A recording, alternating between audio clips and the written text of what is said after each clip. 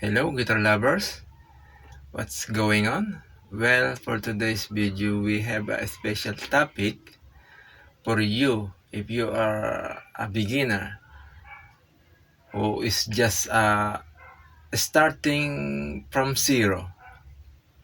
Okay? Our tutorial is so very easy. So I hope you enjoyed to listening to this topic. So we start from the chord G. I said that this tutorial is for totally beginners. Okay, what is the chord G? The shape of the chord G, because the G chord is one of the essential guitar chords you need to know or you need to learn. So how about the shape of the G major chord? So just focus on the screen and you can follow this. By the way, the name of this, we can say that this is the index. So your index put on second fret of A string. Second fret, and then your middle finger, that is the middle finger, to the third fret of the E. Why it is called E? This is the E in string, lower E. Okay? And then after that, your ring finger to third fret of B. Why is it called B? Because this string is called B. B string when it is open. Okay? And after that, your pinky finger on the third fret of high E. And why is it called E or high E? E, high E string, and this lower E string. Okay? Just focus on the screen again, and you can scratch like this. And that is the guitar chord G.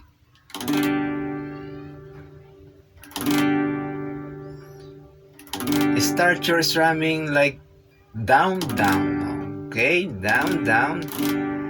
And what about your posture? Just relax. Just like you're handling your phone. Just relax yourself. Okay? And after that, we have the guitar chord that is easy for you.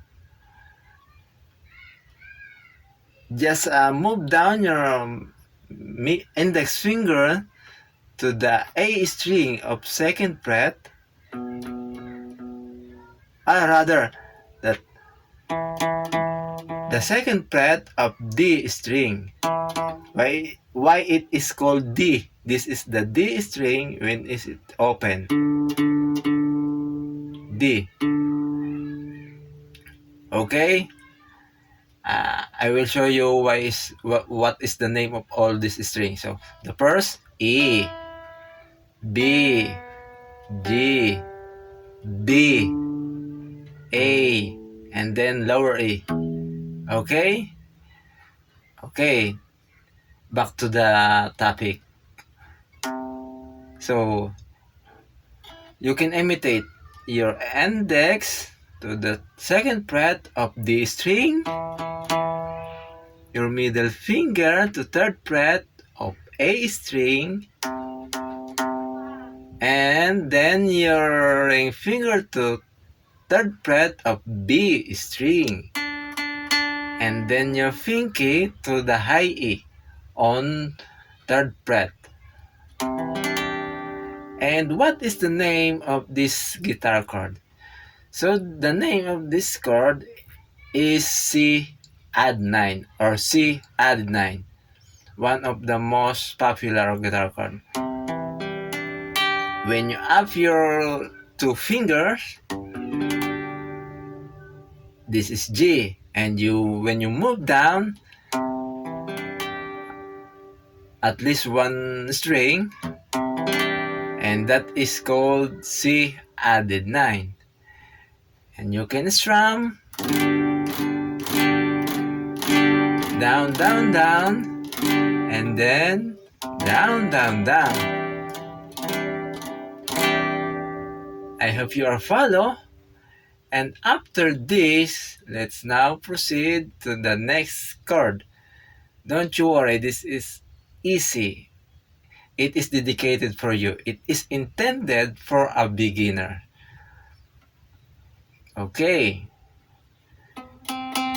So just put your index finger to the first fret of B string. And then your middle finger to the second fret of D string rather. And then your ring finger to second fret of G string. And this is the A minor. Open A minor, the name of this chord. And after this, let's now proceed to the one of the most easy guitar chord also, and that is the G. It is a popular guitar chord. So just imitate again. Your index finger to the second fret of G string, and then your middle to the second fret of high E string, and your ring finger to third fret of B string. And this is the open D chord, open D major. And this string A and E string or lower E string is muted on that chord when you play this D major. And now we back to the first chord.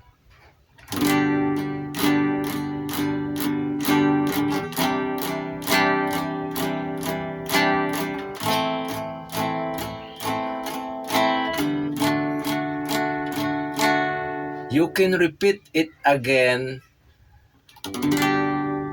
Learn, learn, learn. And that is our topic, and I hope this tutorial helps you to learn a guitar. And be consistent while you are playing. Don't be lazy. Okay? You can come back whenever you like this video, or you can subscribe to my channel, Akski TV Guitar Lovers, on this channel, YouTube. And if you are going to find the name of my name on Facebook, Siriaco Garcia. Okay? I hope you enjoyed to this lesson, and this is for you. It's your turn.